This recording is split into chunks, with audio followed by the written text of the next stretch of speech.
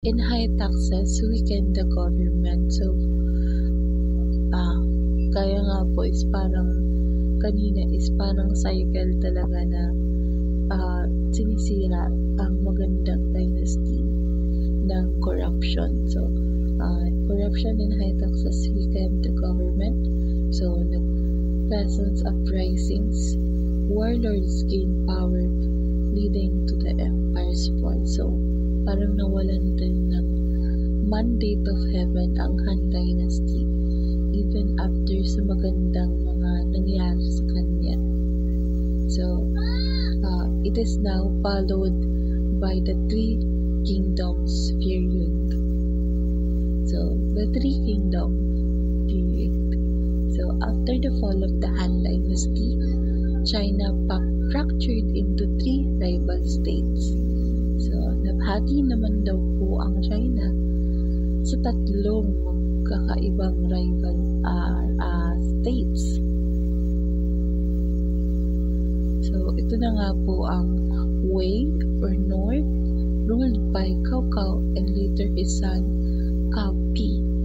And sa Shu naman po or Southwest is led by Liu Bei, known for loyalty and righteousness.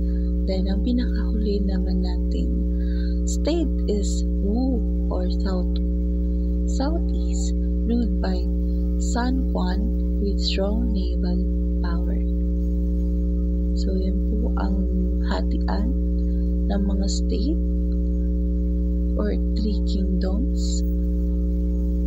So, yung pong warring states na yun ang nag-inspired sa book na Romance of the Three Kingdoms. So, just because may romance or romance yung title is about na siya sa love story. Actually, about pa rin po ito sa war, and ang nilalaman po nito ay ang mga military strategy. So, isa po ito sa mga military strategy na nakasulat dun sa Romance of the Three Kingdom, which is yung isang emperor, nagpadala siya ng bangka na mayroong mga straw men or gawa sa dayami or anything na ganun para silang scarecrow nung mafam. And yung isa namang emperor,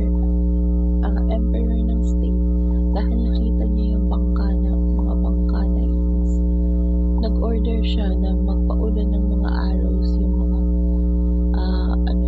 mga tao niya. And yun nga yung ginawa nila.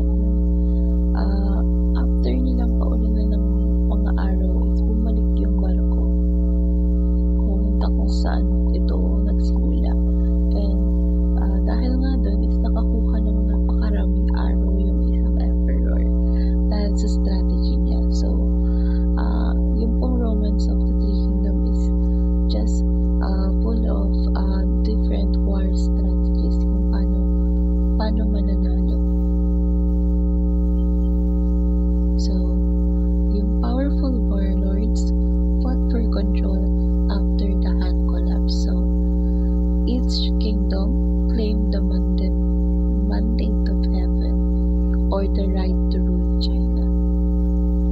So, no single power fully dominated, leading to constant battle. So, wala ngang power ang nangunguna sa kanila, kundi para silang nagiging pantay lang. Kaya walang yung nakapamuno at lagi lang silang nagkakaroon ng constant battles. So, isa dun is yung Battle of Red Cliffs, one of China's most famous war. So, yan po siya. Then, continuous warfare disrupted agriculture and trade. So, dahil nga po sa mga sunod-sunod at kabilaang war is naapektuhan nito yung agriculture at trade kasi hindi makalabas or hindi makagalaw yung ibang mga farmers, and syempre yung mga nagtitrade dun sa Silk Road. So, pati yung mga peasants were displaced becoming soldiers or refuge. Pati yung mga mahihirap is san sila nalalagay or nalulugar dahil dun sa war. So, local government developed systems to rebuild farming and restore order. So, yung mga local government is gumagawa sila ng paraan or systems para ma-rebuild yung farming at ma-restore yung order sa lugar. Iron tools, improved laws, and irrigation project help maintain food production. So, yung mga invention na yun is yung nakatulong para sa mga halaman para magkapagbigay pa rin sa kanila ng kanilang mga makakain. So, despite the chaos, the culture flourished. So, dahil nga dun sa constant war is tales of bravery and loyalty and strategy inspired generation. So, dahil nga sa constant war, umusbong dito yung mga kwento ng katapangan, loyalty, at mga strategy na makaka-inspire sa mga generation na susunod dito. So, Su Jiang became symbol of wisdom and intelligence.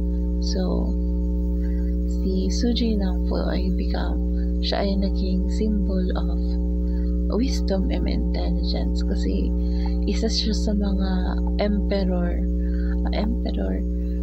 isa siya sa mga ruler dun sa ibang states na yun. So, poetry, calligraphy, and historical writing continue in each kingdom.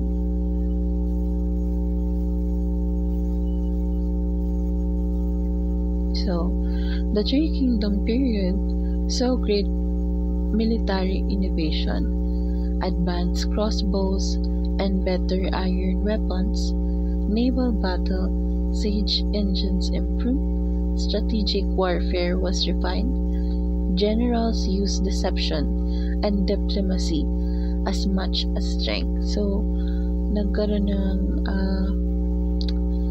hindi lang sa strength yung ginagamit nila, kundi gumagamit din sila ng different strategy or deception para walin lang yung mga kalaban nila. So, maraming mga yung nakita ng mga Three Kingdoms nung pinakita or nakita ng Three Kingdoms. So, after years of war, the Wei Kingdom eventually conquered Shu and Wu. So, briefly united under the Jin dynasty. This era remains one of the most romanticized and studied Chinese history.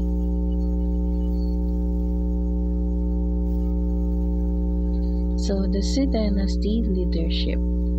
So, Emperor Wang or Yangzheng reunited the northern and southern China and strengthened government control.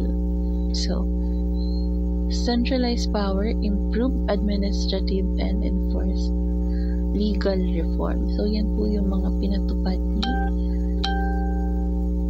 ni Emperor Wen. So, Su dynasty leadership. So, Emperor Yang or Guang continued major projects but became unpopular for heavy taxes and forced labor. Siya naman po ang sumunod kay sa unang emperor and hindi naman daw siya gusto masyado ng mga tao dahil sa matataas na singil at puwersahang pagpapatrabaho.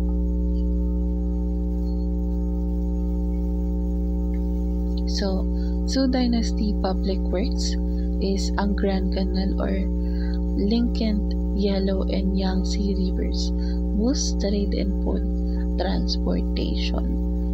So, gumawa daw po siya ng project tinawag niya itong Grand Canal or yung mga tulay sa may Yellow and Yangtze River na nakakapag-boost ng trade and fruit transportation. So, imbis na ito yung kanilang i-travel gamit ang tubig or bangka, is ginawa nila ito ng